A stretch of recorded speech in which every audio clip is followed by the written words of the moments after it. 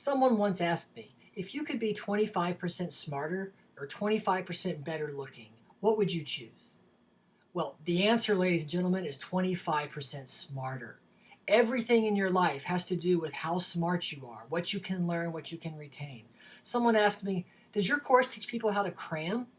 Listen, all learning is cramming. All learning is cramming. We all want to learn as much as we can in as short a time as possible. I believe that instant photo memory for students is not only the most advanced, but it's the most simplest memory course out there. You will learn to use right away memory techniques that will allow you to learn vast amounts of information and recall it whenever you want.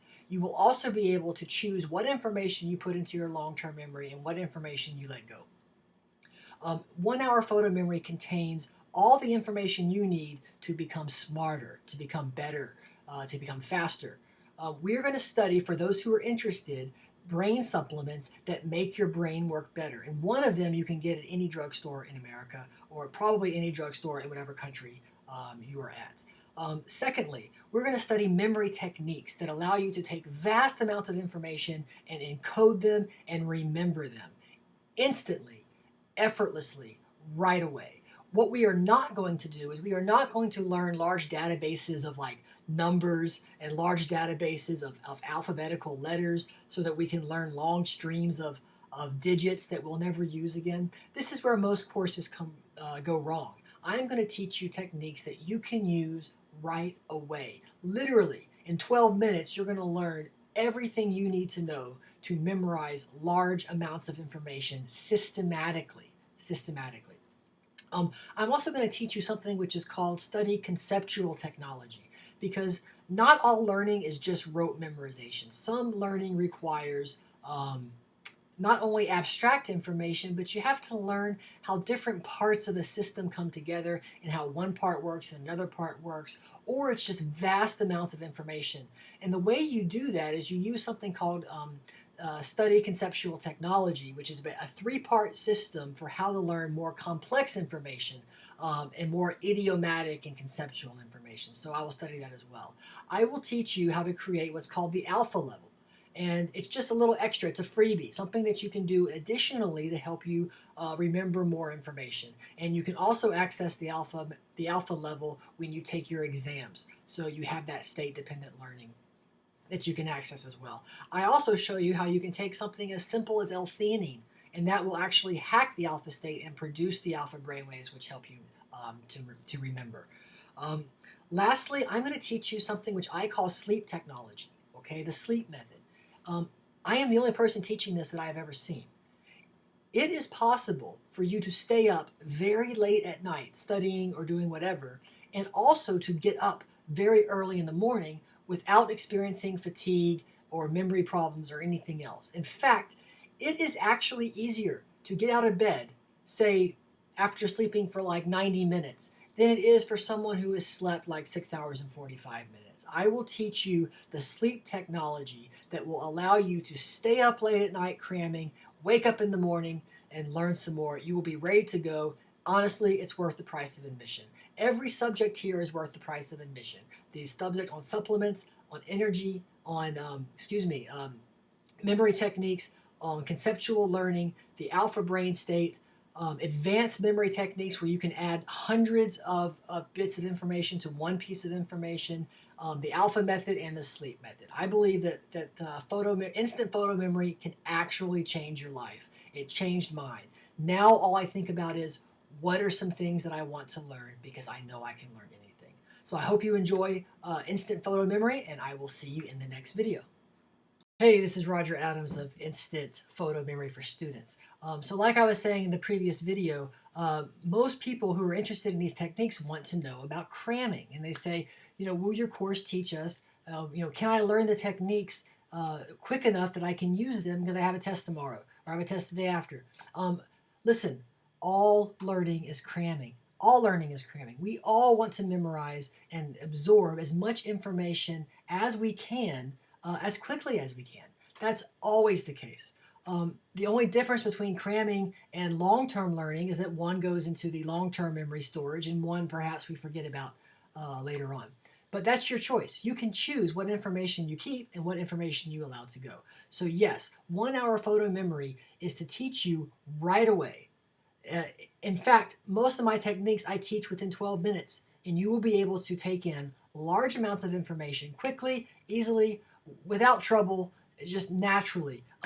As soon as you go through several of the videos in this course. And this course is very comprehensive. We cover things like nootropics or conceptual study technology that maybe you don't need to know right now. Maybe you're just interested in the photo memory portion, which allows you to learn so much so quickly.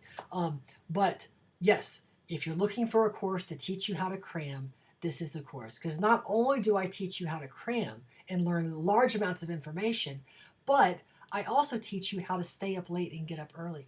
So I hope you enjoy the course, and I will see you in the next video. This is Roger Adams again. We're going to talk about what is a database and why you don't need it.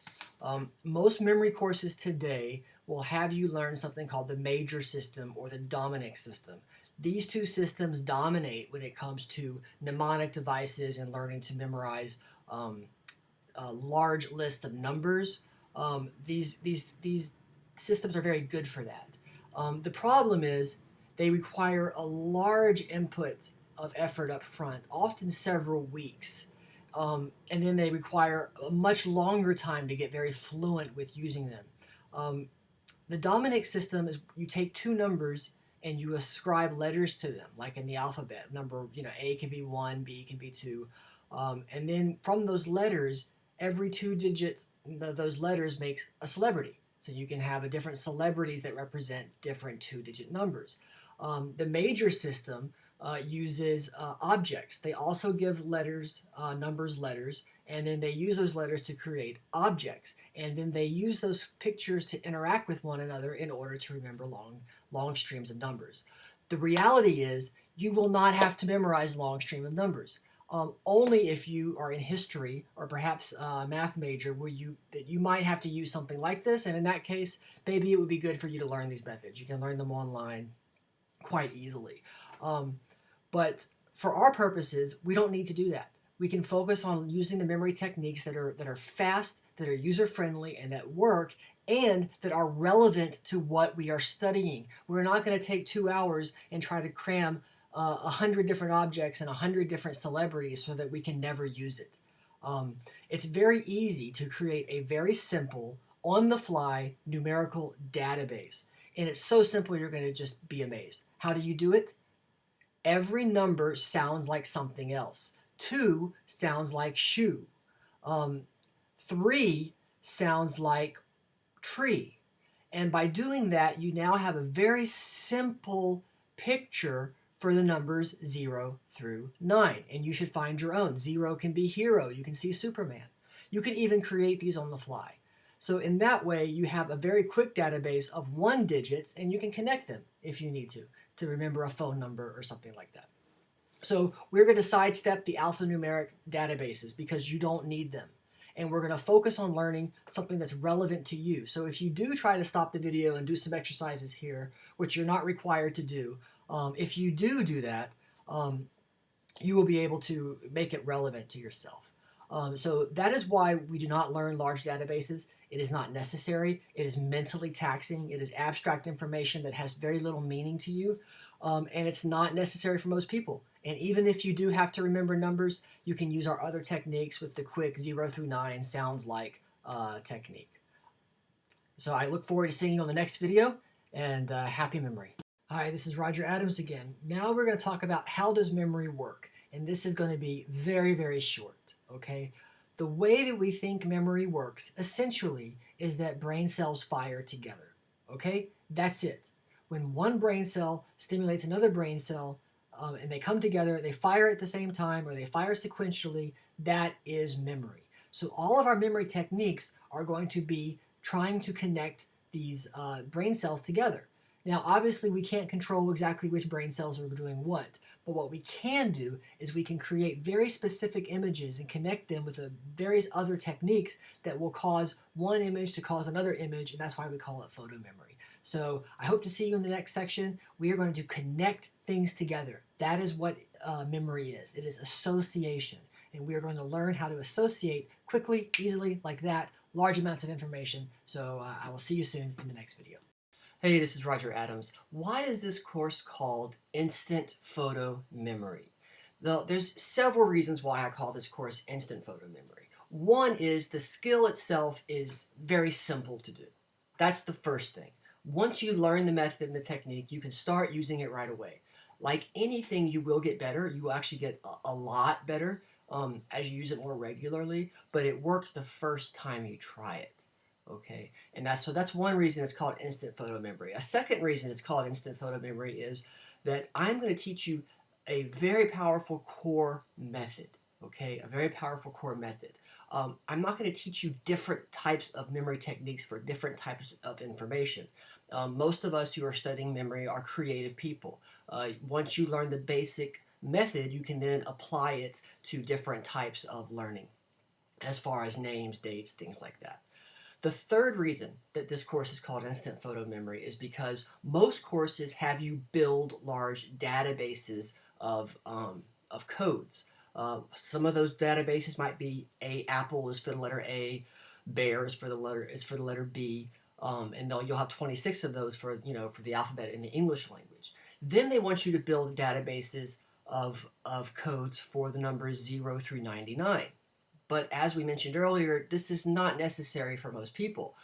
You can simply use the sounds-like technique that I mentioned earlier, and you can instantly have a code for the numbers 0 through 9. Okay, and that was where we said, well, 0 sounds like hero. We can visualize Superman. 1 sounds like ton. I see a big barbell that weighs a ton. 2 sounds like shoe. I see a Nike shoe. 3 sounds like tree, etc., etc. And you can very quickly build out a database for the digits 0 through 9. So those are the main reasons why this course is called Instant Photo Memory, because you're not going to spend 7 days, 10 days, a week, 2 weeks in some cases trying to build out these large databases. Instead, we go right to the core techniques that you'll be using all the time. And quite frankly, the core technique is just about all I use, and it works like a charm. So those are the reasons why this course is called Instant Photo Memory, because I think you can develop a photo memory in 1 hour. Oh, and fourth, because we are going to be using images. That is why.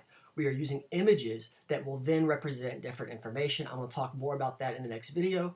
But so that is why it's called Instant, and that is why it's called Photo Memory. And I think if you follow the instructions, you just watch the videos, you will be able to start using it right away. And I think you're going to be pleasantly surprised how fast and how much you can absorb information. So I will see you in the next video. Hey, this is Roger Adams. I want to go over with you the 2 core skills of instant photo memory, okay? And the first and most important skill is creating images, okay? Now, ultimately, we want these to be 3D images, and maybe they have some motion. We'll come back to that. But the core skill is taking abstract information and putting it into an actual concrete, visualizable image, okay? And there's different methods of doing that. They're all kind of the same. The first method of doing that, or one method we already talked about when we spoke about the numbers database. So we said that 2 sounds like shoe and 3 sounds like tree. So in this way, if you have a word that sounds like another word, you can very easily create an image for that. So in the core method that you're going to see, I use the words qualification and disqualification, okay? So let's say I have to memorize the word qualification. Well, I can just visualize a koala bear for koala bear qualification, okay? It sounds like. So I see a koala bear. A koala bear is a unique image, and it's a noun. So I see it, I instantly know koala, qualification.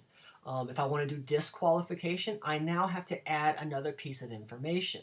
Okay, so this is like the second part of the core skill, is that now we want to maybe put some information, multiple pieces of information that we connect together. Okay, so in this case, I want to see something that reminds me of disqualification. So I see a koala bear spinning a CD on its finger. So now I have disqualification. Okay, so now I have 2 pieces of information in that particular image. But now I want to add a definition. So now I need to put another piece of information into this image. And so if the definition of disqualification is to remove from consideration, then I got to think of something that will trigger my memory for remove. Remove is the first word, so I think of nail polish remover. I see the koala bear in his other hand. He's got nail polish remover and he pours it on his head. So now when I see this particular image, I see disc, he's spinning a disc, koala bear, qualification. I see the nail polish remover on his head, then I think to remove from consideration. So in that image, I basically have three different things going on. I have the koala bear for qualification, the disc to make disqualification, and the fingernail polish to represent remove. So this is how we create associations, because all memory is an association. We don't just see one thing. And later on, the second part of the skill is that we put it on a peg, meaning we take that image and we put it somewhere that we're familiar with, so that when we go back to that place in our minds, we see that image, and then we can review all of our images, or we can memorize sequences, but we're not there yet. So the number one skill is taking something and making it into an image, okay? Taking abstract information, a subject, anything, and creating an image for it. That's number one. And we talked about that we can use sounds like as a way of creating that image. We can use we can just create a symbol. So let's say that I was studying history and I was studying Christopher Columbus, for example. Well, I don't really know what Christopher Columbus actually looked like. So I might actually just see an old ship with someone in the lookout tower with a telescope. Okay, that to me represents something of Christopher Columbus. So I now know that when I go through my my training program and I'm looking at what I've memorized, when I see that ship, it represents Christopher Columbus. It's a symbol. So that's another method of creating an association, is that something that's similar to or reminds you of whatever it is that you're trying to remember. Another example would be the planet Mars versus the candy bar, the Mars bar. Okay, one of the things that we learn is that when we visualize different images, they have different shapes. Okay, and that's one of the things that helps us to remember something. But if we use very simple shapes, like even the planet Mars, which is a circle, sometimes it's hard for the brain to really key into that, because it's just not unique enough. You know, it's just there's so many things that are circular that, you know, it could be a baseball, it could be a sun, it could be all kinds of things. So in that case, we might like to take the planet Mars, if we're learning something about Mars, and change it into the image of a Mars bar. Looks kind of like a Snickers bar, a Mars bar that's slightly opened already. So, or maybe there's a bite taken out of it. So that's an example. So these are different ways that we can create images for the information. Okay. Now, this by itself is essentially the core method, because later on we're going to use the very well-known memory palace method to put these images in order, so that we can go through a physical location like a home or an apartment or a business that we used to work at, and sequentially we can see these different pieces of information that we have put there, and because we see it like that, we can review it. And sometimes we have to learn things in a particular order, so this allows us to sequence them. So that's the second part of what we're doing. And I'm going to make a separate video for it, but since we're talking about it, I'll go into it a little bit right now. So that koala bear might be in the living room. I might put that koala bear in the living room of an apartment that I lived in the corner next to the lazy boy. So now I see the koala bear in a lazy boy chair. But guess what? I still see him with the disc, and I still see him with a nail polish remover. Okay, so I already have that information, and it's already there. It's at my fingertips. So all I have to do is put him in a location, and bam, now my brain has associated a location with that image. So all I have to do is walk through my house, and I know that when I go to that corner in the lazy boy chair, I see that koala bear. But let's say that, oh, I'm still having difficulty. Sometimes I see it and sometimes I don't. Well, here's the trick. You know, us human beings, we like gossip, okay? Whether you say you do or not. Everyone wants to know what everyone else is doing, okay? So here's a little hack that I learned. I will take a person and I will put a person at the same location as the piece of furniture, and I will have them somehow interact with the image. So in this case, I see Demi Moore, the actress, Demi Moore, and she's patting the koala bear on its head. Okay, so bam. Now, when I think of my apartment, I think Demi Moore is in the corner. She's patting the koala bear on the head. It has a disqualification to remove from consideration. Boom, easy. So a lot of people say, oh, you have to have outlandish images. You really don't. I'm not a big believer in outlandish images, and I'm not a big believer in stories. But I think we're getting ahead of ourselves. I'm going to go ahead and conclude this video. Um, the main takeaway I want you to get is that if you can make a visual image, you can remember whatever you're trying to remember. And it is worth it to take a little time to actually come up with a good image, even if it takes 2 or 3 minutes or 4 minutes. Seems like a long time.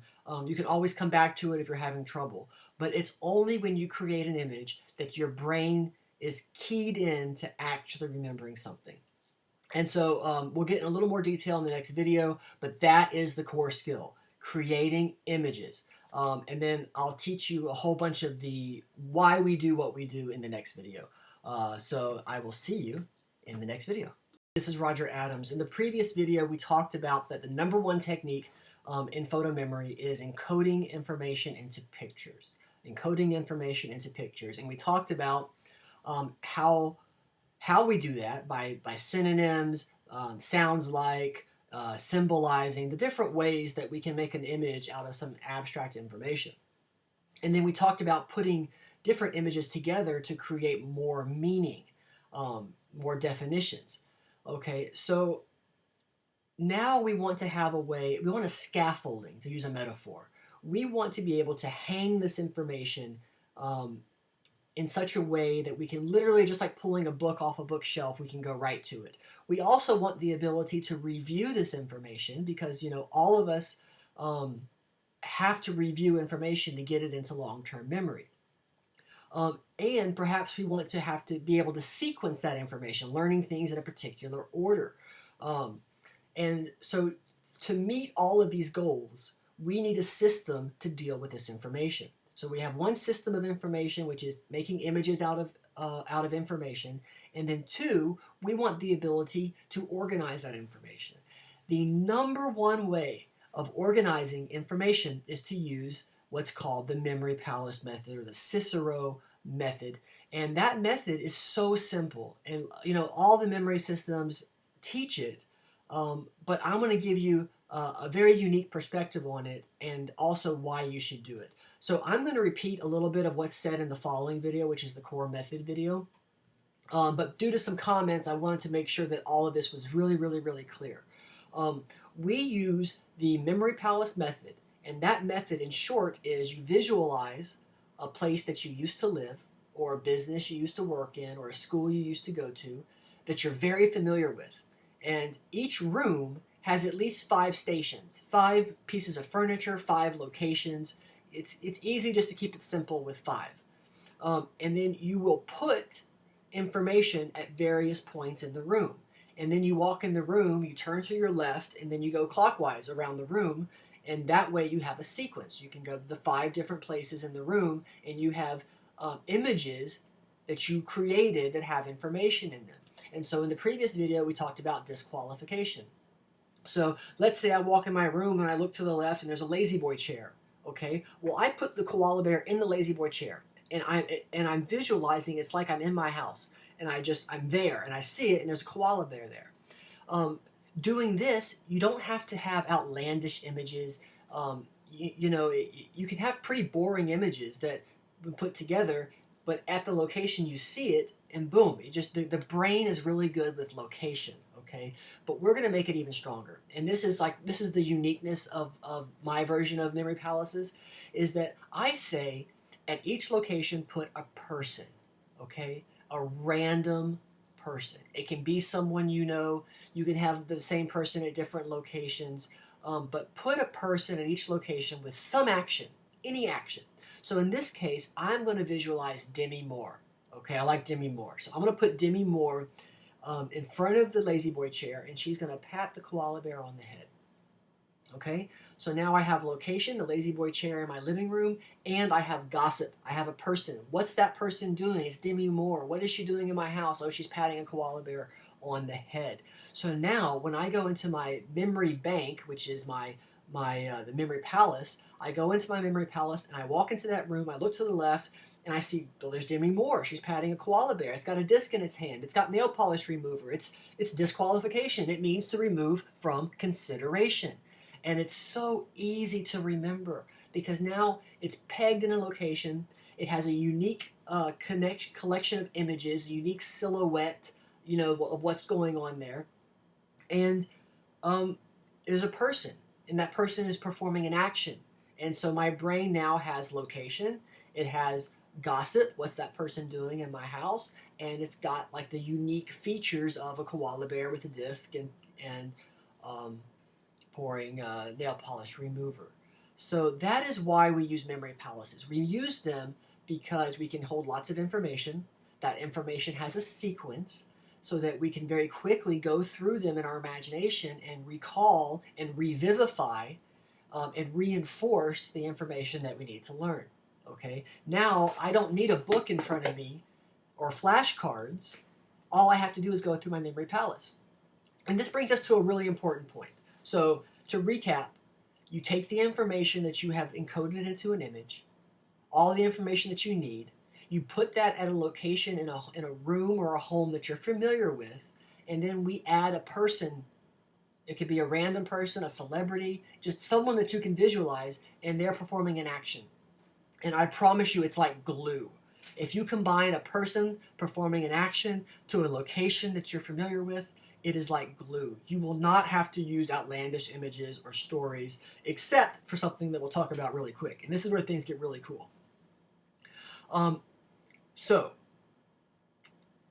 let's say that we want to put a lot more information at that location, okay? Like, so maybe it's a category. Maybe, it's not just one definition we have there, but maybe it's a chapter in a book, and we're memorizing the different chapters in a book. So now we want to put more information at that one location. What do we do? This is where I use stories. So then what I would do is I would say, okay, the koala bear jumps out of the lazy boy chair and breaks through the wall and is standing outside. And boom, at that point, I would put some form of new information, okay? Then I might say the koala bear either runs down the street, and at each point in the street, I would put another peg of information, or I put the koala bear in my vehicle, and the koala bear can then put pieces of information at every point in the vehicle, or the vehicle could drive to another house. Okay, the vehicle could drive to another house, get out, and then we could do a memory palace of that home, with all the rest of the information in there. So that's when I use what are called voyages.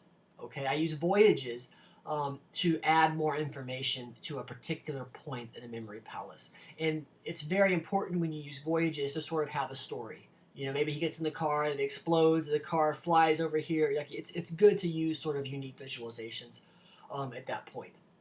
But the main method is take the information that you've encoded, put it at a location in a home that you're very familiar with, and then go in order, move to the left, go clockwise through the room, and then you can go room by room by room, and you can memorize things that are very complicated, and you can memorize them in sequence, forwards and backwards, and now you can review it. And I'm going to rehash a little bit. To review it, there's two types of review. Okay, to put it into your long-term memory, you're going to have to review it over a period of days. So I say do 3 photo reviews a day. What's a photo review? A photo review is, I'm in my apartment, I look, I see the koala bear in the chair. Okay, what's in the next place? I just see the image. I don't say, oh, that means disqualification, that means remove from consideration. I don't do any of that. I just visualize what's going on in my memory palace. That's it. Okay, I do that 3 times a day. You can even do it 3 times in a row in about 5 or 10 seconds. You can go through a whole house. It's pretty amazing. Your brain will just go boom, boom, boom, boom, boom, boom. It gets that good. It really does get that good. And then once a day, I do a full recollection, whereas I'm in the memory palace, I see the koala bear with a disc, with nail polish remover, I see Demi Moore patting its head, and I say, disc, qualification, which means remove from consideration. That's a full recollection where I uncode the information fully. And I just do that once a day. So if every day for a week you go through your memory palace 3 times, it takes you a couple of seconds to see the photos, and then once per day you do a full recollection. The information will be there. So that's in a nutshell the method, and so that's why we call it photo memory, and that's why we use um, memory palaces. I will add one thing here, and that is to say that if you don't want to use a memory palace, you don't have to. You can use flashcards. You can take information, you can make a visualization out of it, um, and then you can simply use flashcards to remember it. So your flashcard would say disqualification, and then you would remember, oh, the koala bear, it's got a disc and it's got nail polish remover. That means remove from consideration. And you could check your flashcard and say, oh, is that what that means? Um, so you can use flashcards. If you're concerned that you don't have enough memory palaces, or there's just too much information, you can just use flashcards. You don't have to use the memory palace method. But in the next video, when I go through the method, I'm going to give you homework, and that's going to be you're going to write down every building and home that you've ever lived in and are familiar with, and you're going to have a big um, memory bank of all these different homes, and you can use any or all of them to learn information. And when you do it, you'll get the information like that. So I added this video in the prior video in response to some feedback. I wanted you to understand exactly why we do what we do, why we don't just use pictures, but we also use pictures plus location pegs or memory palaces, and why we do that and what the advantages of them are. These techniques work immediately. They work right away. When I learned these techniques, I did not use random ridiculous abstract information. I learned stuff that was unique to me that I wanted to learn, and I did it like that. Once you know, you can do it. And sure, practice makes perfect. Practice definitely helps, okay? But there's no reason to spend hours on how to do it. This is how you do it. You make information into images. You put those images in a memory palace. They have a location, they have a person there doing, a random person doing something to them, and bam, you will remember it. So the next video, I will kind of review some of this information for the core method, but I wanted to make sure, due to some feedback, as to why we're doing what we're doing, why it's called photo memory, and why it's called instant, because you can use it right away. And I think that if you take me up on it, you will be using it right away. Absolutely, right away. Quite frankly, it's the only way to learn, if you ask me. So anyway, this is Roger Adams signing out. I will see you in the next video. Hey, this is Roger Adams again. Welcome to the memory method. In this video, I'm going to actually teach you the memory methods that allow you to learn large amounts of information at one time. I am not going to break this video up into segments, okay? I do not like watching endless lists of videos. I'm going to teach you all 4 of the methods right here, right now, and we're going to go very quickly, okay? These are not that complicated, and they are used as the bread and butter in many different memory systems, but we are going to go right to it. So without much ado, let's talk about how to develop a photo memory, okay? Number 1, information must be encoded into pictures. Okay, information must be encoded into pictures. So if you have a definition, an abstract concept, a person in history, all of those things must have a concrete picture that you associate. Now, the interesting thing is when you create a picture for a concept, a definition, a person, there is a natural memory association. Okay, you generally will not have to think, oh my God, what does this picture represent? Usually you will naturally associate it, but we'll get back to that later. So number 1 is you create a picture. Number 2, you can link pictures together to create information. Okay, so let's say you have a word, and I'm going to use this example to keep things simple over and over again. Let's say that you're memorizing a vocabulary list, and your word is disqualification. So you need to memorize disqualification. So one thing you can visualize is a record player with a disc spinning around, okay? And you can visualize a koala bear, okay? So we have disc, koala, disqualification. So those 2 pieces of information, those 2 photos, or hopefully 3D, you will see an actual 3D image of a koala bear holding a disc, spinning a disc on its finger, is disqualification, okay? So we have now made a connection, or even 2 connections. We've connected a natural definition to a specific image, and then we have 2 parts of that image, a disc and a koala bear for disqualification. Um, and we're linking these together. You can link simply by silhouette, just putting one picture next to the other, and often the brain will recall them together when you think about it later. Or you can link them with an action. You can add a person in there. These are how you make it stronger, and we'll talk about that in a second. But lastly, let's say you need the definition of disqualification. So that's another piece of information we can add into the picture. So in this case, we could say, let's say that disqualification means to remove from consideration. That's what disqualification, that's my definition, to remove from consideration. So how do we visualize that? Well, maybe we see nail polish remover. In the other hand, and the koala bear pours the nail polish maneuver, nail polish remover on his head. So we have a koala bear, we have a disc, we have disqualification, and then we have pouring the nail polish remover on his head to remove from consideration. So next, there is something called pegs, okay? Once you have a piece of information that you've encoded into a photo or into a picture, into a three-dimensional story, it helps to put that on a peg. And a peg means a location, okay? So one peg system is the body. So a long time ago, I took a memory course, and it said if you had a shopping list, you should create photos, images in your mind of each thing on your shopping list, and then you peg it to different parts of your body, okay? You know, start with the head, and then maybe you put the bread on your shoulder, and maybe you put the tofu on your forearm, and it does kind of work. The interesting thing that you learn when you do things like that is that you learn that you need to have really funny images, or you need to have very outlandish images. You know, maybe the koala bear drinks the nail polish remover and throws up. Because sometimes just having a picture isn't enough. You have to have either a story or an action, and we'll get back to this in a moment. But that's what a peg is. The best pegs are location pegs, okay? That means you will use what's called a memory palace. You will peg information at different locations within rooms that you are very familiar with. So you might have grown up in a house, and let's go to the living room of that house. There are probably 5 different pieces of furniture in that room. I typically say use 5 pegs per room. This is called a memory palace. You walk in and you go to the left. That's the rule. You walk into the room, you go to the left, and you look at the first location. Maybe it's a chair, maybe it's a table with a lamp on it, maybe it's a couch.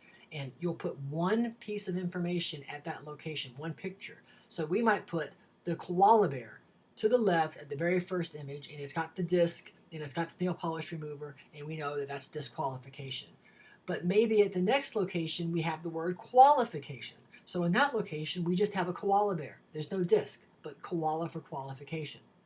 So in this way, I say 5 per room is great. You can go up to 7. I don't recommend doing 10 per room, okay? Because some rooms you'll find difficulty finding 10 locations. And as you squeeze the locations together, it messes with your ability to actually delineate each one. So I say 5 per room, max 7 per room in terms of peg locations. Our brain is keyed in to 2 things, okay? One of them is location, okay? It's kind of like mice in a maze, okay?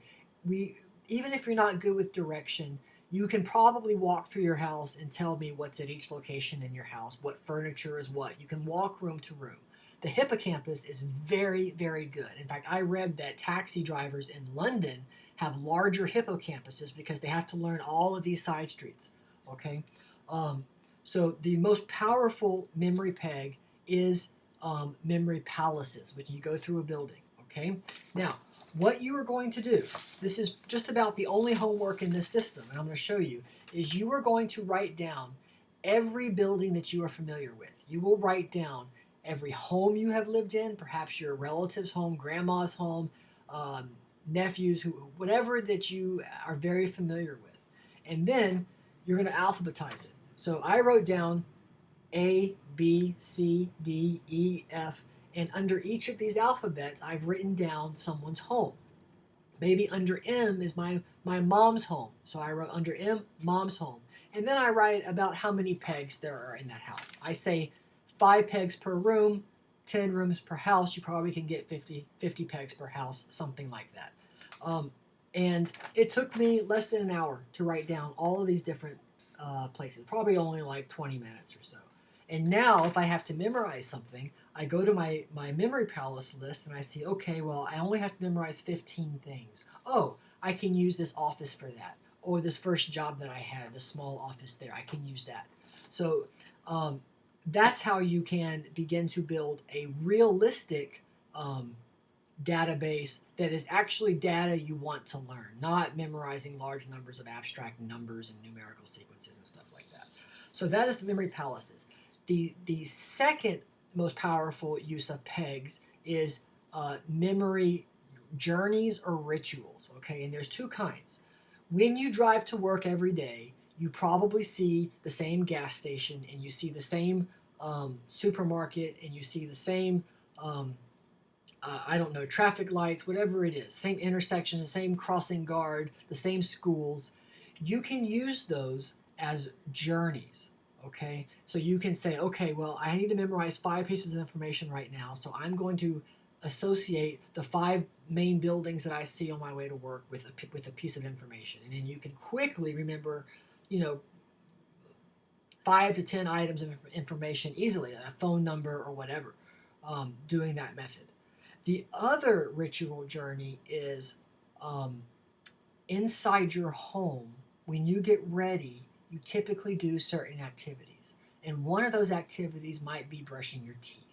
So you can go into the memory palace and you can go into the peg, which is the sink, and you can go through your ritual, turning on the hot water, opening the drain, turning on the cold water, splashing your face, and you can peg at each point in that ritual, you can do a different peg.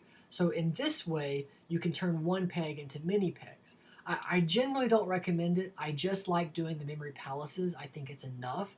But if you find that later on you have to add information to a memory palace and you want to group it with information you've already had there, then you can do a little ritual with that piece of furniture or the lazy boy chair that you pull open or whatever. But predominantly in the 1 hour photo memory, we are taking abstract information, making it into pictures, and then we are pegging those pictures at memory palaces. Now, how do you make it easier? Our brains use location naturally. So as you walk through the room, eventually you will get very good at this. You will walk through the room and you'll see each point of that you're pegging locations to, generally only 5. But let me teach you a trick that works really, really well. Put a person at each location, and that person will interact with, in some way, the picture for what you're trying to memorize. Humans are very good at locations, and we're very good at gossip. So if you put a person there, for some reason, the brain will really just key in, and you can really visualize that person doing something. And it can be a random person. It doesn't have to be like the Dominic system where they're using particular celebrities for particular words. You can put a friend, and it can be completely random. You simply put the friend there, and you have them interact, and you will find that when you go back to that place, it is very easy to remember the friend. So that is one of the best techniques I can give you. We use location, and we use people. That will allow you to remember each location. Other techniques are to make little stories and connect the things in that way using stories. That's up to you. Using outlandish visualizations, I have found that simply using location and simply putting people at locations allows me to have a very clear recall. And I will use the same person at multiple locations sometimes, not back to back, but I might have them. They might be in the garage and they also might be in the bedroom. It's okay. It just depends on what action they're doing. And it's very easy. You can use your brothers, your sisters, your mother, your grandmothers, your relatives. You can use celebrities, anyone that you can visualize there. And that way, when you go back through it, it will be very, very clear what it is. So that is the main method of photo memory. And this method is used in all memory courses. It comes from the Renaissance. Before they could really write very well and transmit information, they had to use these devices. So if you learn using mnemonics and those mnemonics make acronyms, then you can put a picture for the acronym at each location. and that's how you can memorize large amounts of information. There's one more advanced technique I'm going to mention in the next video, and I'm also in the next video going to talk to you about recall. How can you make sure that this information stays in your palace, okay? So this is the core video of the method, okay? And this method is how all methods work, but we're going right to the core. We're not screwing around. We're not learning large databases. Instead, you are going to use this technique. You're going to write down all of the different homes and buildings and offices that you're familiar with, and about how many pegs you'll have at each location, about 5 per room, and that's going to be your master list that you're going to use to memorize information when you have to memorize information. Remember, memory is an association. It's always two things put together. It's not just one thing. Okay, it'll either be two pieces of pictures for definitions for interactions, or it'll be a picture and a peg so that you can come back and review that information. Okay. So that covers the core of the photo memory method. It's the method that's used in every method out there. It works. We're going to use location, pictures, and people in order to very easily visualize and build large amounts of information at once. Okay, I will see you in the next video. Hi, this is Roger Adams again. In our last lesson, I showed you the most powerful memory techniques that exist. Okay, and that is the memory palace method, the creating visual images, putting those images together, using location, using celebrities and people, so that we activate our location mechanism, we activate our gossip mechanism, and in these ways we're able to very easily put lots of information. Now, following that, we do have to review the information. Listen, our brains are subject to trillions of inputs every single day. The brain has to prune those connections. Otherwise, we would be seeing, when we go back through our memories, it would be so extreme. We would be seeing the tiniest ant walking on the sidewalk. So it's natural for our brains to remove some of the connections that we learn each day. So we have to teach it which connections we want to keep. And the way that we do that is that we go through our memory palaces, okay? You will have to do it several times. You will have to do it every single day for about a week to get it really stored in your long-term memory. There are two types of recall, okay? One type is you simply see the images. You go through your home, you see the different images at each place. This is what you will do most of the time. You will do it several times, perhaps 3 times, 3 times the day of, and then the next day you'll go back. But let me tell you something. You will not do a full recall. You will see the koala bear, you will see the disc, but you're not necessarily going to think disqualification. You're only going to see the picture. This is the mostest way that you will go through your databases. You will usually only see the pictures. Then, 1 time per day, you will do a full recall. And that means you see the koala bear, you see the disc, you say disqualification, you see the nail polish remover, you say remove from consideration. That is called a full decoding of the information. Most of the time, all you have to do is see the pictures at the different locations, but at least once per day, at least every day for a week, you want to go back in there and you want to do a full recall. You can go back through and remember your memory palaces very fast. I cannot tell you the number of times I have gone through an entire house of memory palaces in about 15 seconds. Eventually, your brain will just go beep, beep, beep, beep, beep, beep, beep, and it'll just take you to each one. It goes very quickly. You can review a memory palace, a whole house, literally in like less than 30 seconds. That's how good your brain gets at these things. And if you find there's one particular one that you're not remembering, you simply reinforce it. Add another person, add another action. Now, this gets me to a controversial issue in memory learning, and that is some people say you should never write down your memory palaces. I disagree. I think that you should write down in every single position what picture is there. That's what I think. Because if you're really cramming, if you're really learning large amounts of information at one time, if you're learning 150 pegs in one sitting, I promise you, your brain is going to prune some of those. So you need to have written down on a piece of paper what's there. And the way that I do it, I don't have one in front of me now, but I will draw out the memory palace and I'll number each of the locations. Then on a separate sheet of paper, I'll have a number and I'll have an image written down next to each one. So if I'm learning like 150 positions in one day, the next day I might find, oh, I don't remember what I put in that palace. I go back to my list and then I reinforce it. Okay, so you are allowed to write down your memory palaces. I encourage you to do so.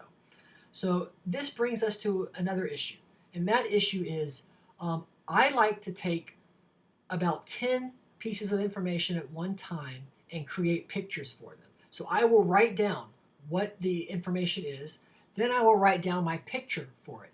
I will do that for about 10 to 15, sometimes even 20 pieces of information. So in this case, let's say definitions. I write down the word, then I write down the picture. Then I write down the next word, then I write down the picture. Then I draw out the memory palace, and I put numbers where those pictures are. So now I have the whole thing.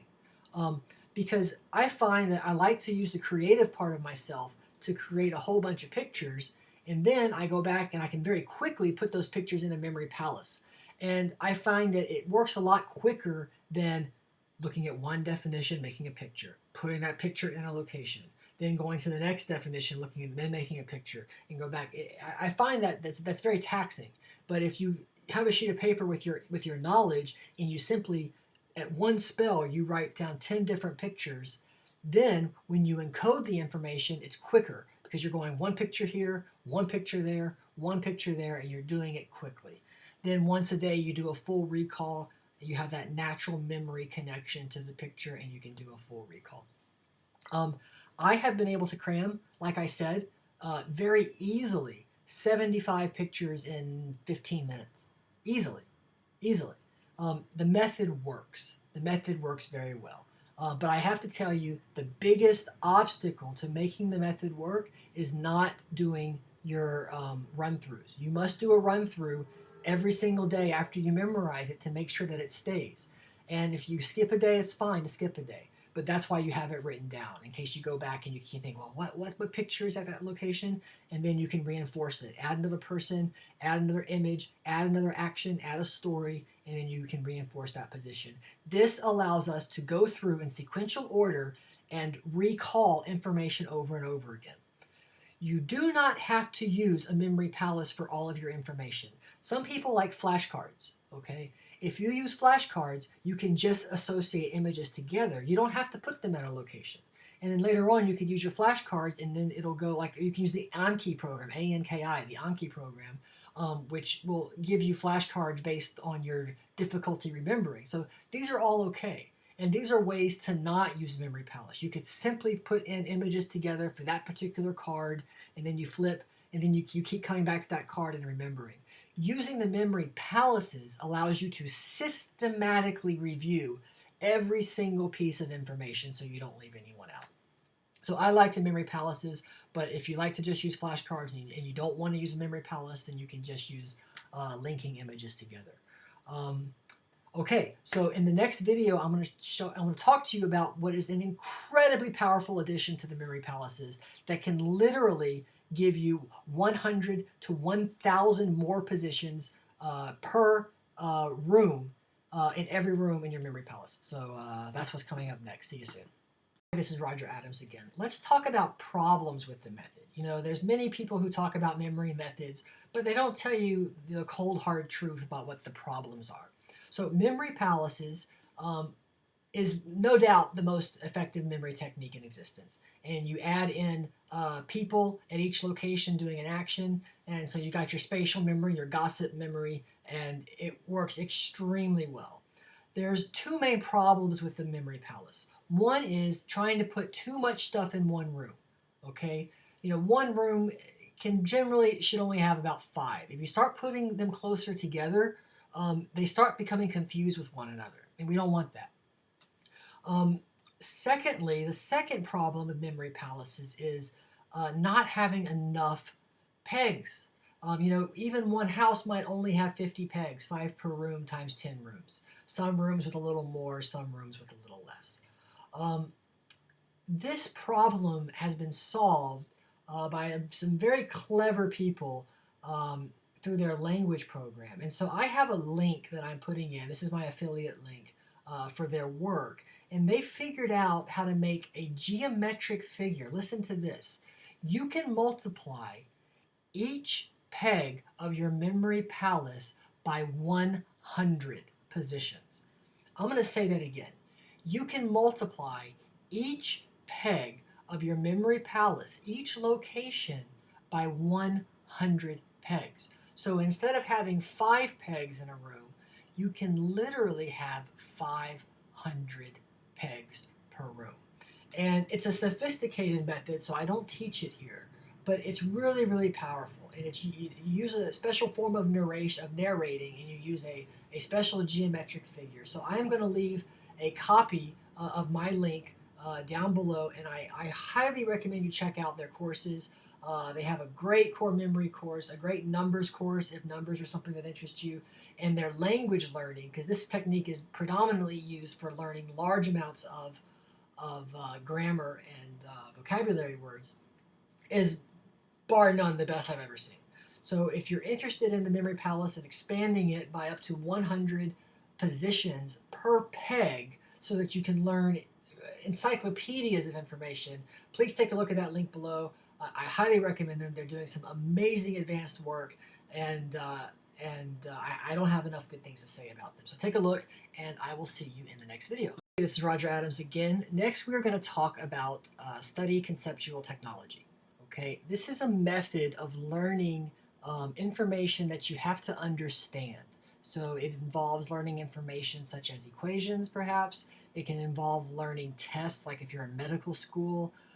Anything that involves learning complex information that you have to actually sort of have in your bones, so to speak. And this particular method is different from rote memorization in that we have to sort of put our mind into something, and usually it's more complex than just memorizing lists. So there are 3 components of study conceptual technology. The 3 components are: number 1, use a model. Anytime you have a large field of information to learn, you need to have a model in front of you. Okay, do not try to do it all in your head as you read a textbook. You need to have a model. Step 2 is don't try to go too far too fast. Don't go too far uphill at one time.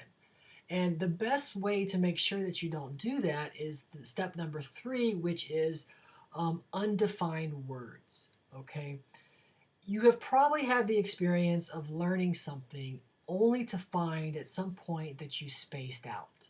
Okay, this spacing out phenomenon is not just about fatigue. It's usually it occurs when we come across something that we don't understand, and so our brain fills in the gap, and we keep going, but we have now lost touch with the step-by-step nature of learning something. So undefined words are the biggest problem. When you are learning something new, you're learning a new field, or you're learning a complicated field or system, you cannot pass a word without learning what it means. Don't just skip it and say, okay, I'll come back later. No bueno. No bueno. You must define every word in the text or in the system that you're studying.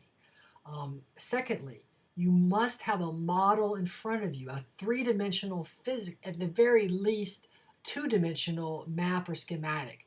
And I'll give you an example. I was learning anatomy and physiology, and I had a great book, Trail Guides to the Body. And Trail Guides to the Body is a great book, teaches you anatomy and ligaments and muscles and bones. Very, very good. But the problem is I was trying to do it all in my head.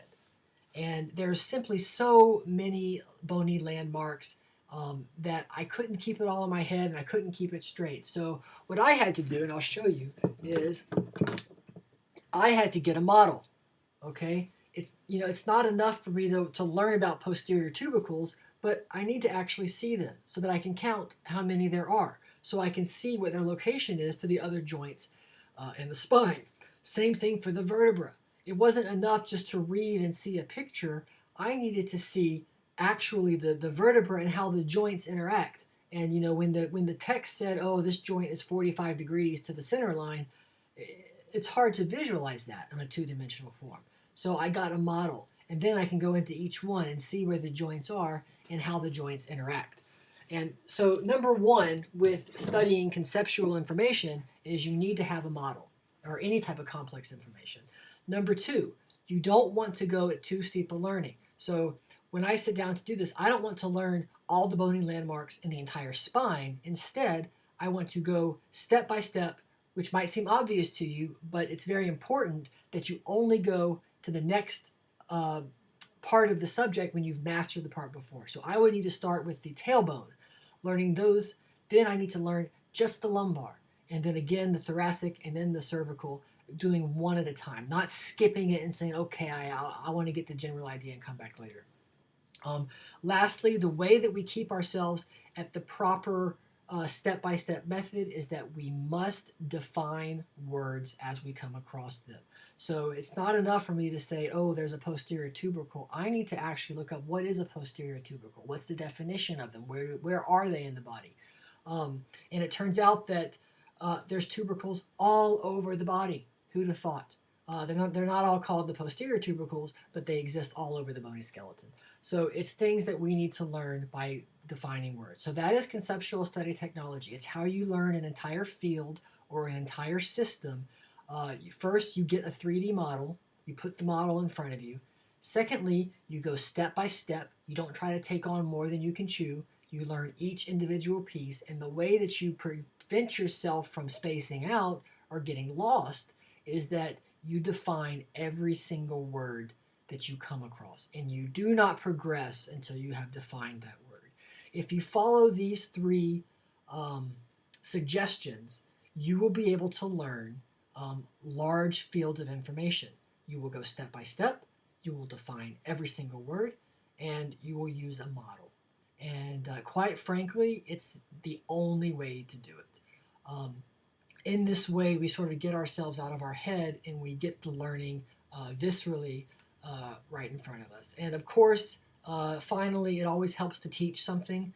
So if you can teach or help a playmate or a classmate or a study mate or whatever, that helps too. But this is conceptual study technology.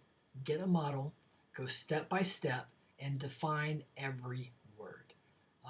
Okay, so I will see you in the next video. Hey, this is Roger Adams again. Let's talk about something called the alpha level. In 1 hour photo memory, as in most memory courses, we are translating information into pictures, okay? And the best pictures are three-dimensional pictures. In order to do that, we have to prime our imagination. Now, this ability gets better and better and better the more you use it. In fact, you'll find that the first time you use it, you'll get remarkably better by the end of your first session. Now, to help ourselves see very vivid and clear images, because some people say, oh no, I can't imagine anything. Like I don't have very clear memory, very clear visual recall. But the fact of the matter is we all have an imagination, okay? You could not do even the most basic functions without, on some level, imagining them taking place. But there are things that we can do to make our imagination stronger, and that is the alpha level. Okay, in the next video, I'm going to walk you through a training to take you to your alpha level. And as many people know, when our brains are dreaming, one of the brain waves that they produce is this alpha brainwave. So this brainwave is associated with relaxation. It's also associated with very clear mental recall and visualization.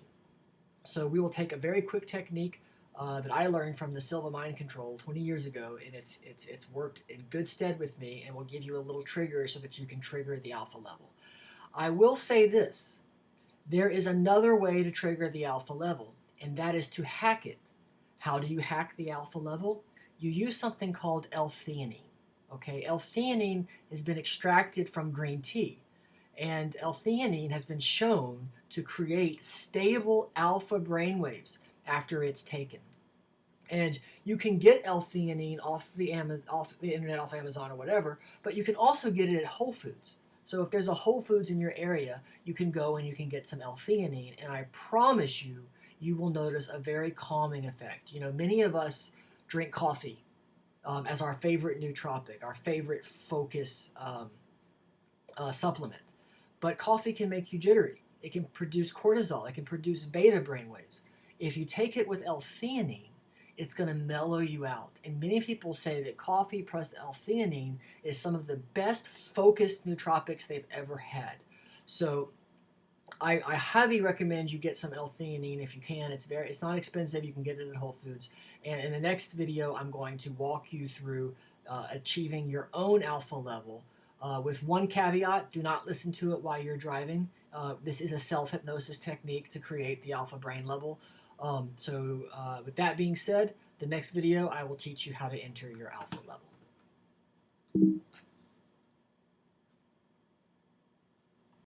Hi, this is Roger Adams. In this video, I'm going to teach you to enter what's called the alpha level.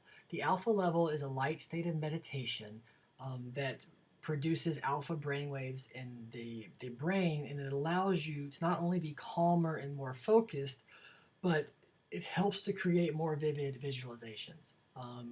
Most people know that the alpha brains are predominant, the alpha brainwaves are predominant when we're sleeping.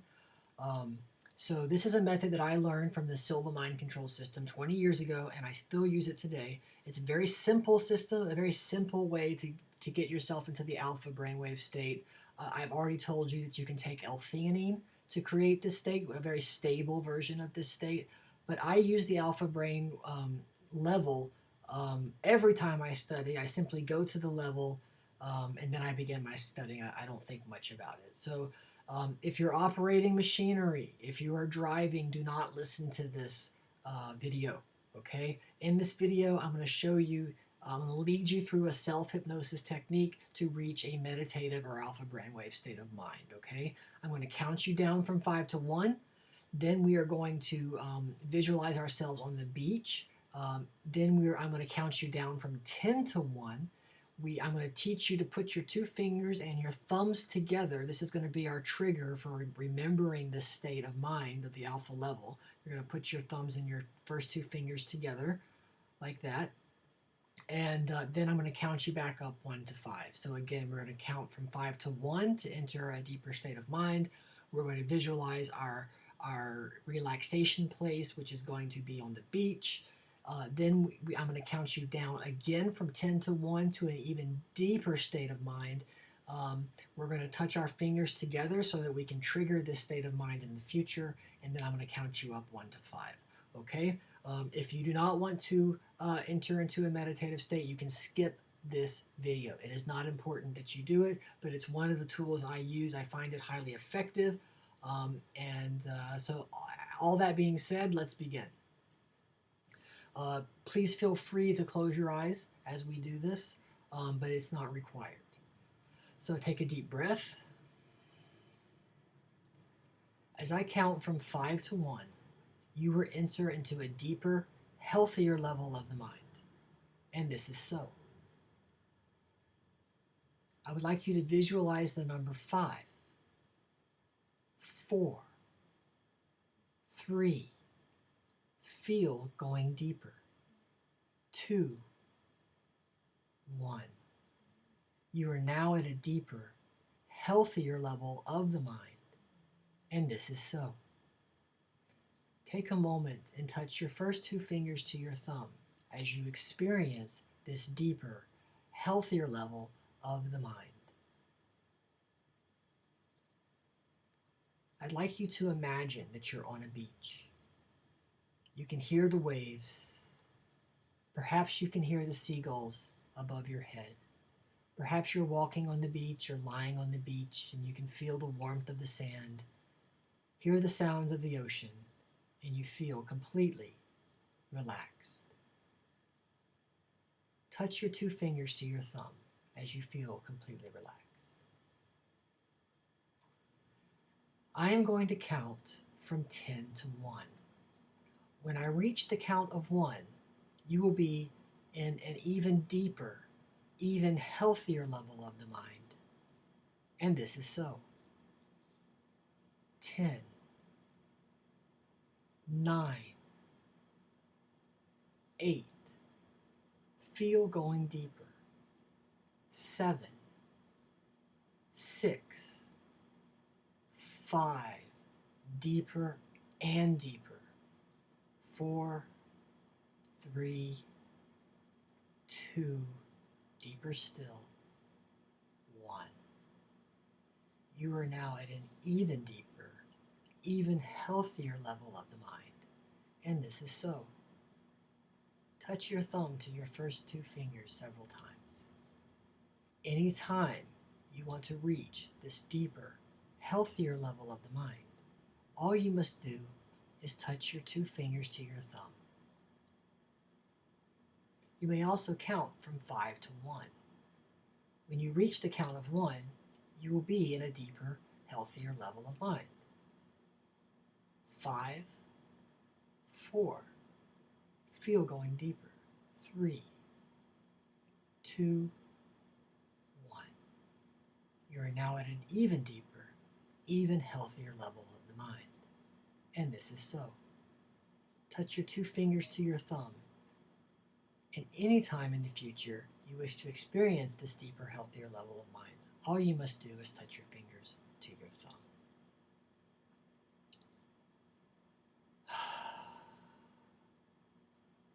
As I count from 1 to 5, you will come up and be wide awake, feeling fine and in perfect health, feeling better than before. 1, 2, coming out slowly now. 3, 4, 5, eyes wide open, wide awake, feeling fine and in perfect health, feeling better than before. Anytime you wish to reach an alpha level, you can count yourself down from 5 to 1. Anytime you want to reach an alpha level, you can imagine yourself on the beach. Anytime you want to reach an alpha level, an even deeper alpha level, you can count yourself down 10 to 1 and touch your fingers and your thumbs together. This method is very simple. You do it right before you practice. You create the alpha brainwaves, and then you do your studying. You don't have much to worry about. Every now and then you can tap your hands together, your fingers together, and you can experience an alpha state of mind. All right, I hope you enjoyed that, and I will see you in the next video. Hi, this is Roger Adams. In this session, we're going to talk about the sleep method. Okay, this is something that I have never seen taught in any memory course, and that is how can we hijack or hack sleep in order to study better. Many students, while cramming, stay up very late at night. Now, my experience has taught me that I do much better learning very early in the morning. But whichever way you like to do it, if you stay up late or you get up super early, then your sleep is affected. So how can you get enough sleep and at the same time have enough time and mental energy to actually learn large amounts of data? And there is an amazing secret which is worth the price of this course, okay? And here it is. Your brain goes through cycles as you sleep, okay? It goes into a deep cycle after about 45 to 60 minutes, and then it comes back up for another 45 minutes or so. So your brain is doing this as you sleep. It's going deep, and then it's coming back up like a whale to the top of the ocean and then back down again. So we want to wake up when we're on the upswing. If we can wake up as we are coming up like this, it's easy to wake up. It doesn't matter how little sleep you've had. If you're able to wake up at the beginning or end of a sleep cycle, you are able to wake up easily, refreshed and alert. And the way we do that is these cycles are about 90 minutes, okay? It's about 90 minutes. So when you go to sleep at night, give or take 15 or 20 minutes to fall asleep, you should set your alarm at intervals of 90 minutes. So you are either going to sleep for an hour and a half, which is 90 minutes, that's the minimum, 1 sleep cycle, or you're going to sleep for 3 hours, which is 2 sleep cycles, or you're going to sleep for 4.5 hours, which is 3 sleep cycles, or you're going to sleep for 6 hours, which is 4 sleep cycles. Do you see? Or you're going to sleep for 7.5 hours. So this is how you time your sleep. And I promise you, if you do this, you can easily wake up even if you've only had 90 minutes of sleep. This particular technique I have used my entire life, from jobs to school to studying. It works phenomenally, okay? Now, obviously, over time, you're going to want to make sure you get enough sleep. For me, it's 6 hours. For other people, it might be 7.5 hours or whatever that works for them.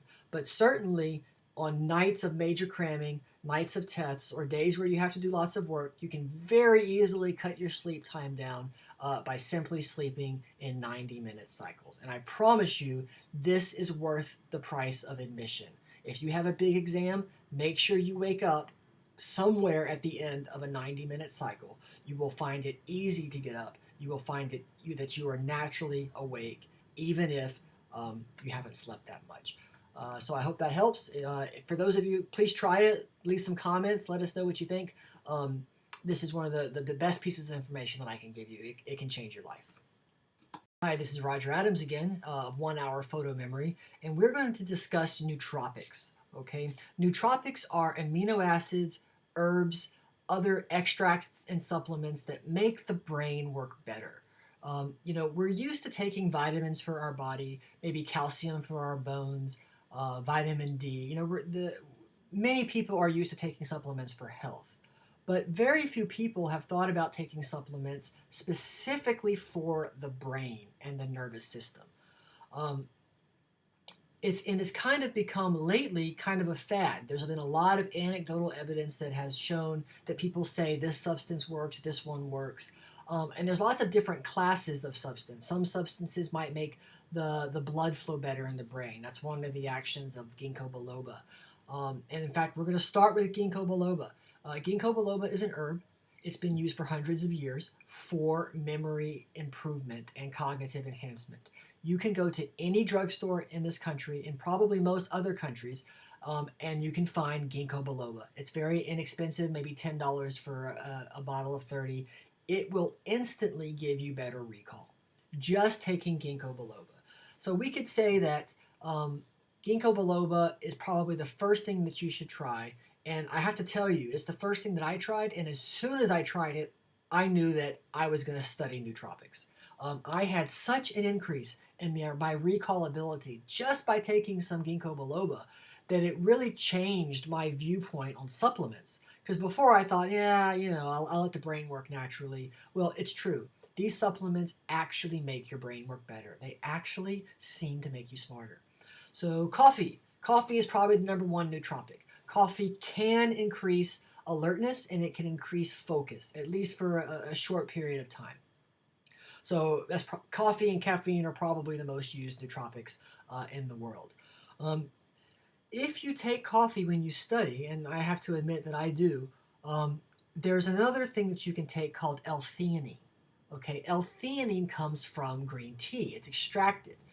They use a water extraction process in Japan, and they extract this molecule called L-theanine.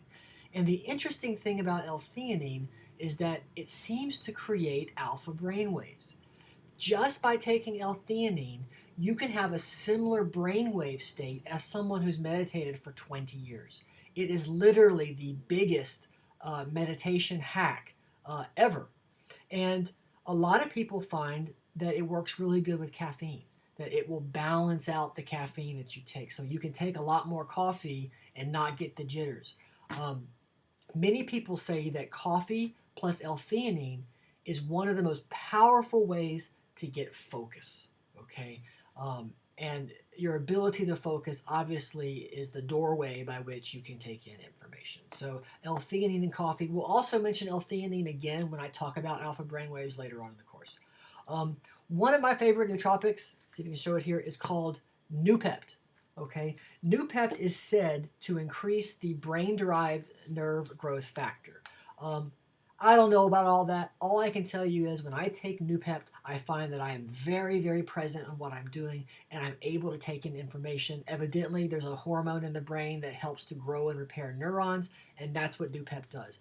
In the States, in the United States, Noopept is not a prescription substance. It's over the counter. And everything I'm going to show you here is over the counter. There are some nootropics which are said to increase acetylcholine. And acetylcholine is your memory neurotransmitter. So dopamine is thought to be your focus and reward neurotransmitter, serotonin. is obviously associated with mood, but acetylcholine is associated with memory retention, and it's used in the hippocampus. You don't need to know all of this, but there are a number of molecules called racetams, which will increase the acetylcholine in your brain, and it seems to allow you to to enhance your memory and let you memorize more. And the great thing about it is that it's effortless. You simply take it and then you proceed to study. So I like oxiracetam. Okay, I don't take it every day, but if I have a period of study for several hours, I will take it one oxiracetam, and I will often take it with Noopept. Okay, and these particular ones I get from Health Naturals. You can go online. I think it's healthbynaturals.com. But Health Naturals, you'll see the photos look like this, and you can get, they're very affordable, $20, $30 for a bottle. Lasts a long time. Lastly, there is one nootropic which I need to mention to you, and it's very, very powerful. Okay? Many people say that this nootropic is what the movie Limitless was based on, and Limitless is one of my favorite movies. That nootropic is called adrafinil. Okay, and I'm going to list all of these on a PDF so that you'll be able to see them all at once. But adrafinil is a very powerful alertness. In some cases, it's a medication. You can get prescription adrafinil, which is called modafinil, also called armodafinil, from a doctor. And some doctors will give it for attention deficit disorder. If you say you have trouble focusing, then they might prescribe that for you. Traditionally, it's prescribed, the prescription version, it's prescribed for narcolepsy, which is, falling asleep and difficulty waking up. So adrafinil, they say it works on the brain stem and it stimulates the brain and it makes you feel very, very, very, very alert and awake. The problem with adrafinil is that it lasts for like 12 hours, okay? It lasts for like 12 hours. So you cannot take adrafinil at 8 p.m. at night unless you know that you're going to be staying up the entire night. And it'll be 8 a.m. before it starts to wear off at all. But many people say, and there's a lot of evidence that taking adrafinil or its prescription variant, modafinil or armodafinil, helps many people not only get in the zone, but stay in the zone for long periods of time.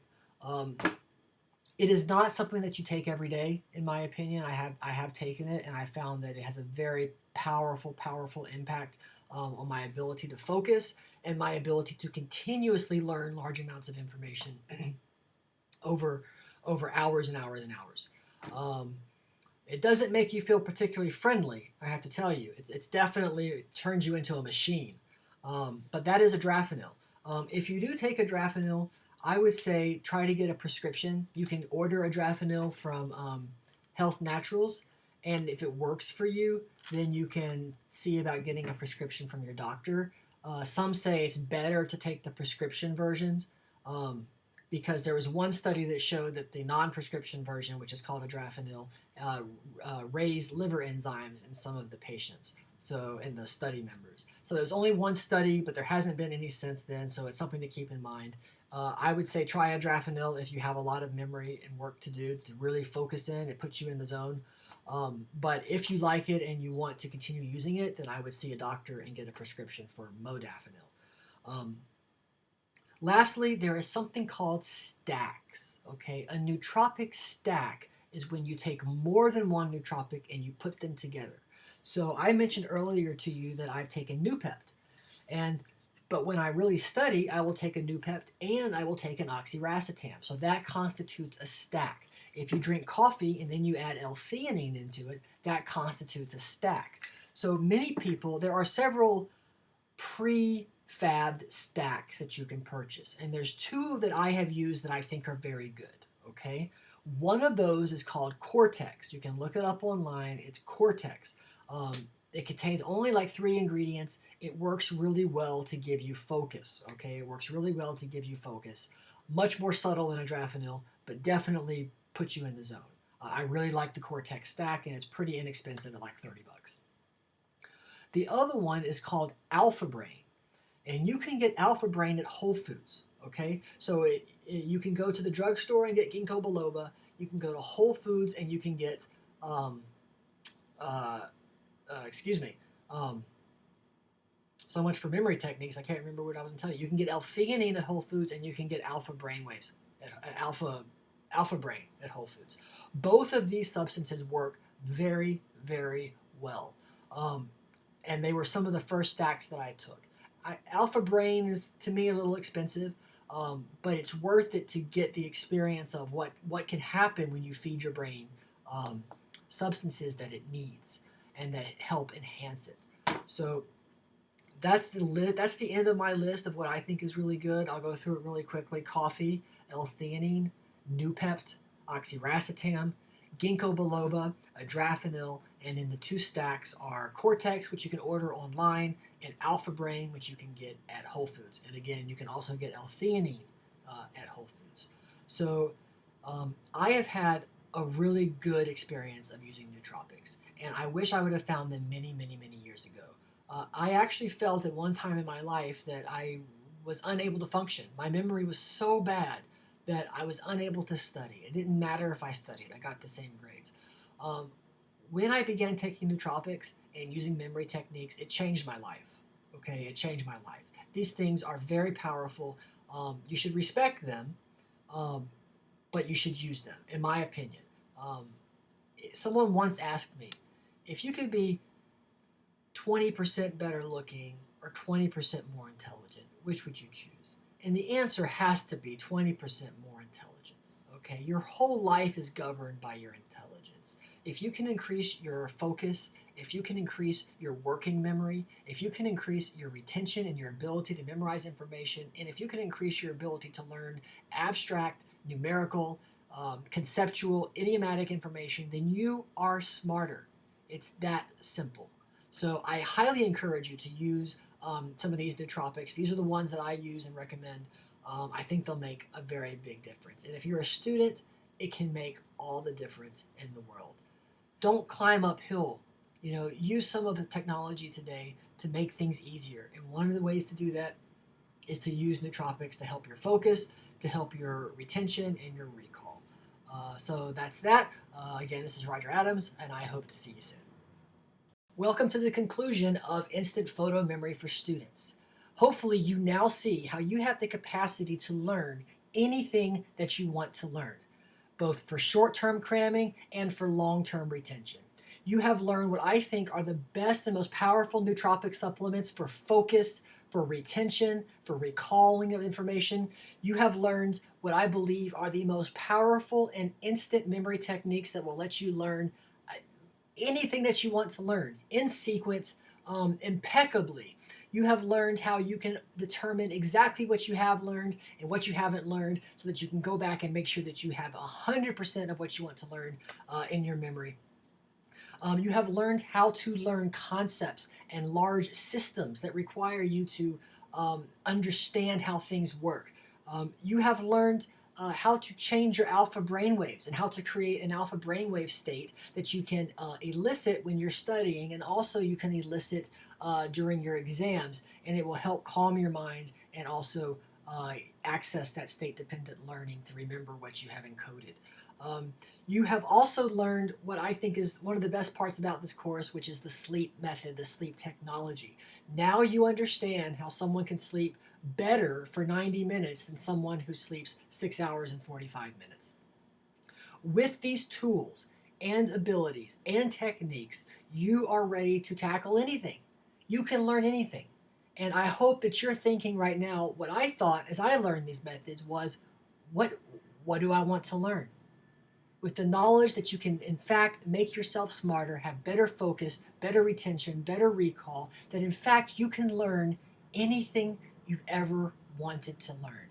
So with that, I hope you enjoy the rest of your life. I hope this course is one of the best courses, most relevant courses that you have ever taken. I hope you enjoyed Instant Photo Memory for Students, and please leave a comment, any questions. Please help us make the course better for students who take it after you. Hey, this is Roger Adams. I asked you in the beginning of this course, if you could learn anything at all, what would you learn? And I also asked you if you could be smarter or better looking, which would you be? And of course, we decided that smarter is definitely the way to go. But when you think about if you could learn anything at all, what would you learn? Most of us have more than one thing. And so that's a challenge. It's a challenge to be able to focus on multiple subjects at a time, especially with all of us having very busy, very full lives. So how can we sort of get the edge on ourselves and actually follow through and learn what we want to learn? And I found that there's two things that I can do, and one of those is to create a learning binder. Okay, so this is my learning binder. There's about 7 or 8 different subjects that I want to learn, and I've written just little tabs for each of those subjects, and I keep this as my book for everything that I want to learn. So behind each tab, I have notes, I have charts, I have lists, I have some of the encoding that I've done for those subjects, so I can refresh my memory on the different encodings that I've done. And in one place, I can always go back and say, where did I leave off with this particular subject? And when sometimes you get overloaded doing one particular subject, or maybe you've got real excited to do something like learn a language, and so for 3 weeks you were really gung ho, but then something took your attention and you haven't done it for a while. So having the learning binder lets you go back right to where you were and pick it up. And then the other thing that I do that works with the learning binder is just a day planner. And I know these days, people are real into using their Google calendars and other, automated stuff like that. But, I find that just using a day planner for me works really, really good. And then for things that I need reminders on, then I will use my, the Google Planner and those types of things. But in this book, every week, I write what my learning goals are. And because I'm studying some very specific subjects, but I don't necessarily have to take tests. But I want to make sure that I go through the entire system. And so to do that, I simply write it as a goal for the week. And then I can put, where in the week that I want to actually do that particular subject. So I might put on Tuesday that I need to learn, words 80 through 100 in this particular profession or whatever it is. And whether I do it or not, it's at least in my schedule. And if for some reason I don't do it, then I simply bring it to the next day or the next week. And in that way, I'm able to integrate what I want to learn with my life. And these two tools, have been some of the most powerful tools for me, as powerful as any particular method or technique that we teach in the instant photo memory. So make sure that you help yourself and you support yourself. 2 ways to do that is to use a planner, and then this is called the Action Day Planner. I got it from Amazon. It's worked great for me. And then this, of course, is just a 3-ring binder that I got with some inserts and then notebook paper. So I offer you those 2 suggestions.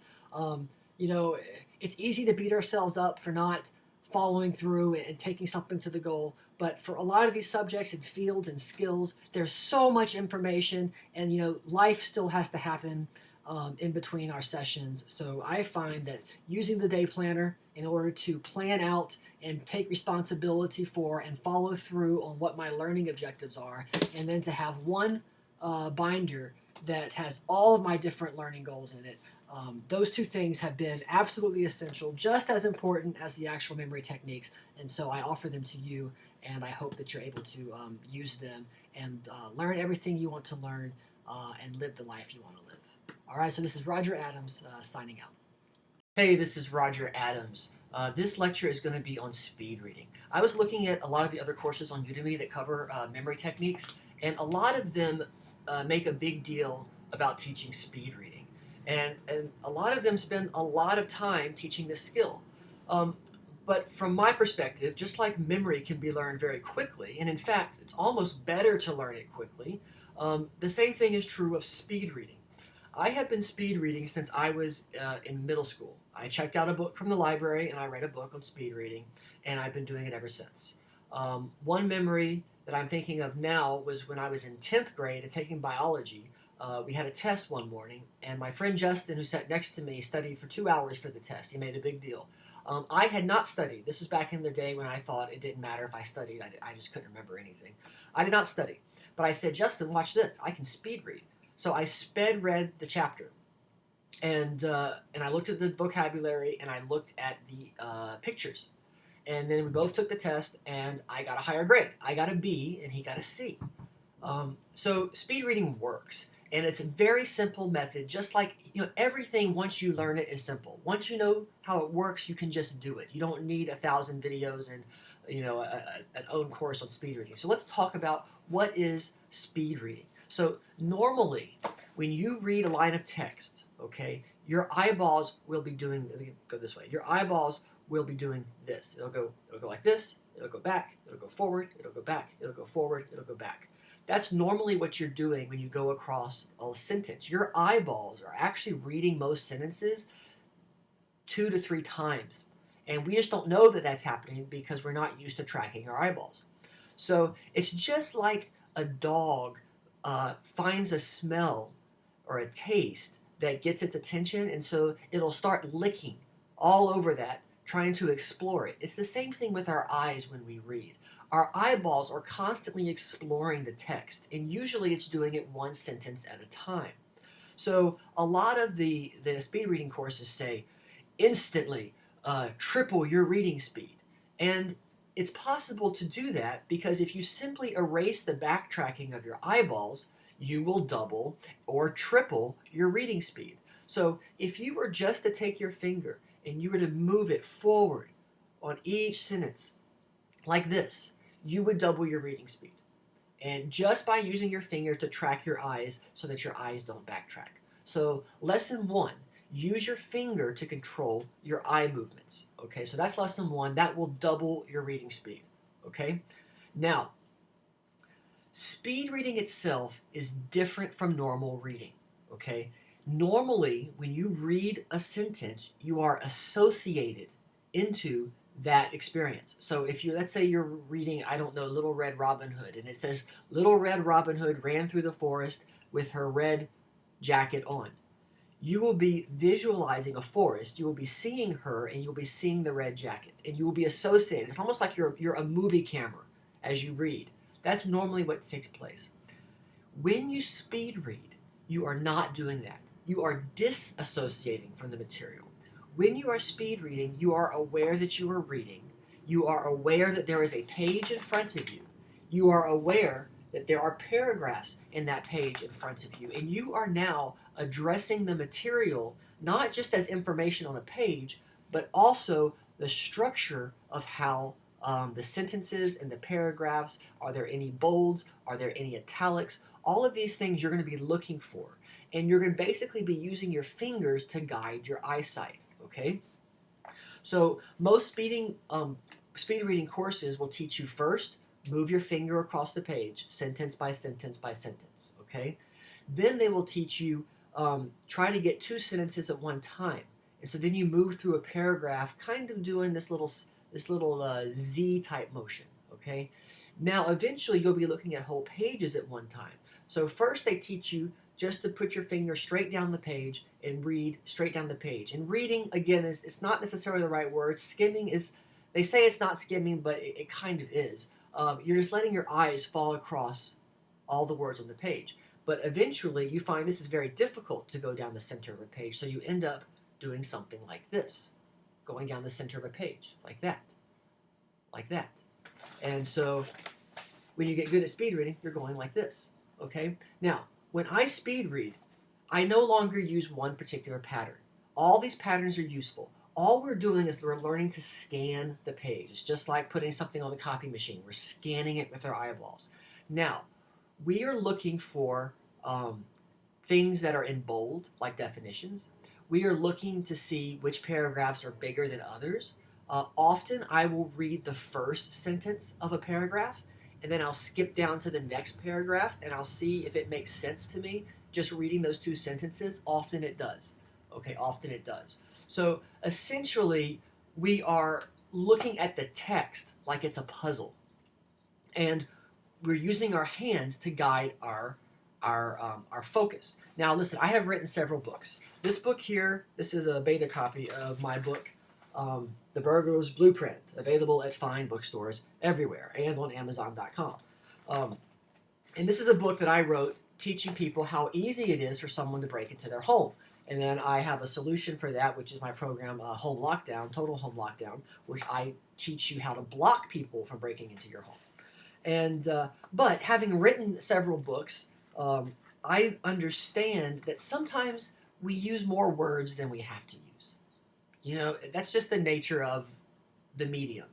Um, so not all words are created equal, and this is very important to understand. I have read thousands of books, but it wasn't until I wrote my own book that I realized, you know, all words are not created equal. Sometimes I'm kind of having to babble a little bit because I want to make sure I talk about something from every perspective. But in reality, one or two sentences in many cases is all you need. So when you're speed reading, there's a recognition that not all words are created equal, and we want to find words that are more equal, such as the first sentence of each paragraph. So if I skim a page and I look at the first sentence of each paragraph, that pretty much tells me what's on that page. And then I can go to the next page and look at the first sentence, and if it flows, then I can just keep going. If it looks like it's referring to something that I haven't seen yet, then I can go back and scan the previous page. And I will show you some of the motions that I use when I scan a page. And I'm trying to get a page without much pictures because I put over 90 illustrations in this book. So here's a page that has no pictures on it. So when I scan this text, I generally will go like this. I'll kind of look at the whole thing like that. And then I'll go and I'll look at the first sentence here, first sentence, first sentence. And so far, I'm not seeing anything that really grabs me that says, oh, I have to learn this thing. At the top here, I've got some brand names, so I noticed that. But then it says any other standard lock, so I know, okay, that's not important. Most locks are no longer secure. Last 160 years, I don't need a history lesson. I keep going down. Regardless of brand, there are a few designs. You need a systematic method. So I go like this. First I scan the whole page. Then I go first paragraph. I go up and down. I'm moving my eyes, and I'm taking in the entire page of information. And I'm seeing, is there anything specific I need to get out of this page, and what's the general idea? Once I get it, I go to the next page. I apply the same scanning procedures. Oh, I see something in bold, so then I move my eyes left to right laterally, and that's how you go through a piece of material speed reading. You literally are going like this. Maybe you're looking at each paragraph. You use your fingers to help follow. Excuse me, it's hard to do this with the camera. You use your fingers to help you follow. You slide back and forth, and you just sort of go over the whole thing. So when you see me speed reading, you will see me going like this. You'll see my hand jumping back and forth. And that eye movement that I told you about earlier, where we tend to take in, more information by going back and forth over a sentence, I do the same thing on a page. Okay, I don't just skim down the page like this. Instead, I'm going down and then I go back up again. I am taking in the full page of information. I'm asking myself questions about it. I'm saying, is there anything I need to know in this page that I haven't found yet? Do I need to go into detail here, or can I skip it? And I can tell you now, having been an author, I am much better as a speed reader because I can look for the fluff. Okay? When I go into a text to speed read, it's probably because I need information, and I want to extract that information as efficiently as possible. And if there's too much words, too much verbiage, then I don't want to waste my time reading it all. Okay, it's like if you were reading a fiction book and they said, well, this boy and this girl were in the forest and they were talking about what they had for lunch yesterday, and he was wearing blue jeans and she was wearing a dress. Stop right there. If you're speed reading this, you probably realize, I probably don't need to know what they're wearing. So I'm going to skip over where it talks about what they're wearing. And if I go to the next page and it mentions it again, then maybe I'll come back to it. But right now, I'm not going to read about what color their jeans are or what color their dress is. It's just not relevant. So speed reading allows you to quickly go through a text and pull out the information that you need to focus on. And one of the techniques is read the first sentence of each paragraph and then look for bold, look for italicized, and look for the main idea of the page and see if by moving your hand up and down, pointing at the different paragraphs, that you can get an idea of what's the main idea for this page, and then go to the next page. Doing this, you can pretty much go through a page of text in several seconds. Certainly 5 seconds is probably spending a lot of time on a particular page if you're speed reading. So I'm not sure what I'm going to call this lecture. Maybe I'll call it instant speed reading, but that's how you speed read. You use your fingers to guide your eyeballs. You take in a page of information at a time, a paragraph of information at a time. You are allowed to go up and down, back and forth on that page. You look at the first sentences, you look for bold, you look for italicized, and you are aware that you are speed reading, and you are aware that you are trying to extract information from each page that you're on in the most efficient way possible. You can always go back. If you think there's some salient information that you forgot, you can always go back,